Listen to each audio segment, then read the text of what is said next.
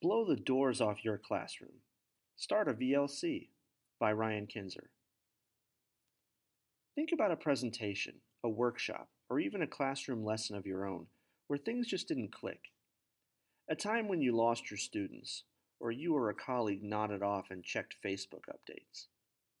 For those in the room, an hour of life stretched into 12 and then vanished, a wasted learning opportunity. Now, can you think of a phenomenal lesson, or a teacher you heard about who you just had to see in action? Maybe your colleagues told you about how their students were spellbound, or how one stepped back and let the kids' discussion turn into a rich debate full of student led higher order questions. What would you learn about these experiences if you saw them on video? Even better, what if you had a personal learning network of folks who reflected together on each other's experiences, making adjustments, celebrating successes, and building libraries of practice? In Hillsborough County, Florida, we're doing exactly that. We've started VLCs, or video based learning communities, where we film lesson clips, upload them to a private searchable workspace, and engage in collaborative dialogue about what these lessons reveal. We're no longer simply talking about our lessons and teaching in isolation.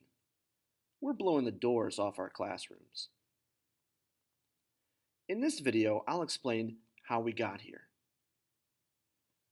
I once reviewed film of a teacher standing motionless before his class.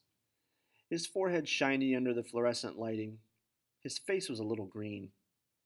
He actually reminded me of Lurch from the Addams Family.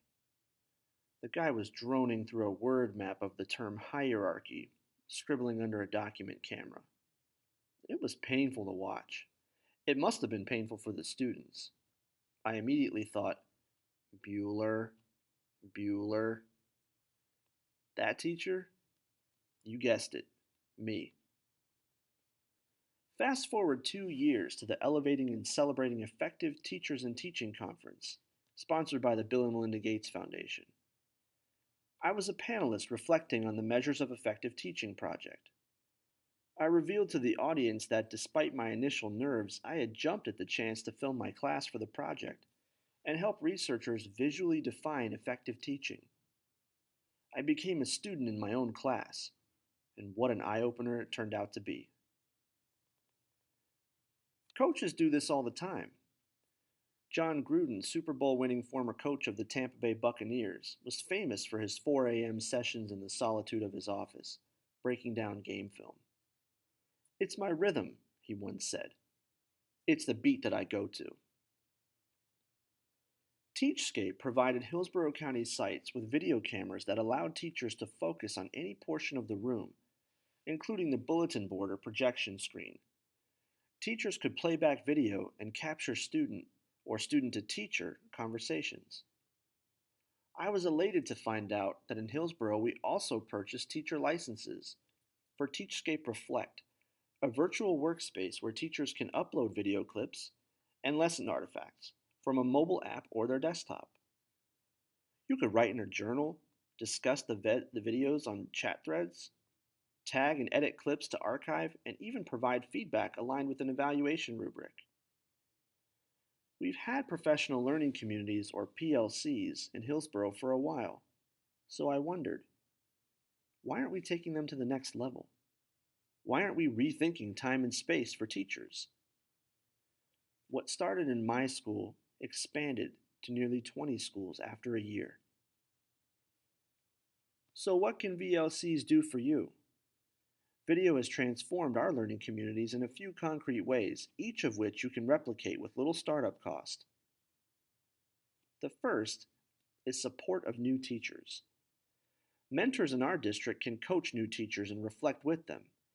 They can break down film together rather than in isolation, pinpointing those teachable moments when classroom management went awry, or a well-timed question spurred light bulb moments for students.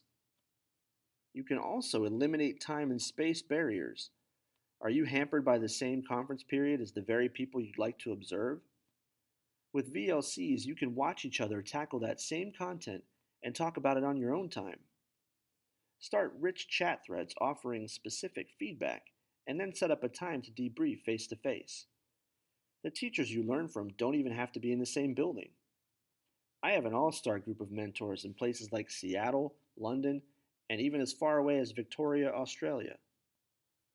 And the third and most important factor, you can use data efficiently. How many of your learning communities or meetings revolve around water cooler gossip or off topic chatter, or data that you just can't use? VLCs help streamline your time, so you're actually looking at student behaviors. You're looking at teachable moments, and you're deciding what can we learn from this video that we couldn't learn from just talking about it. Now, there are challenges to VLCs. As my colleague Bill Ferreter says, collaborative growth is never neat. Life is messy when you're trying to improve. Teachers may fear the technology. They may fear seeing themselves on camera. They may fear the security of the videos and how they'll be used. It's important to note that in Hillsborough, our VLCs are teacher-led, teacher-initiated, and never used for evaluative purposes. They're about growth, which doesn't happen unless trust exists in your network. I encourage you to think about how VLCs can transform your own networks. With a few like-minded teachers, your VLC can change the game. Don't just talk to colleagues about your lessons. You all have things to teach each other, and also to learn from each other. Blow the doors off your classroom and let them in. Reflect together, and don't forget the snacks.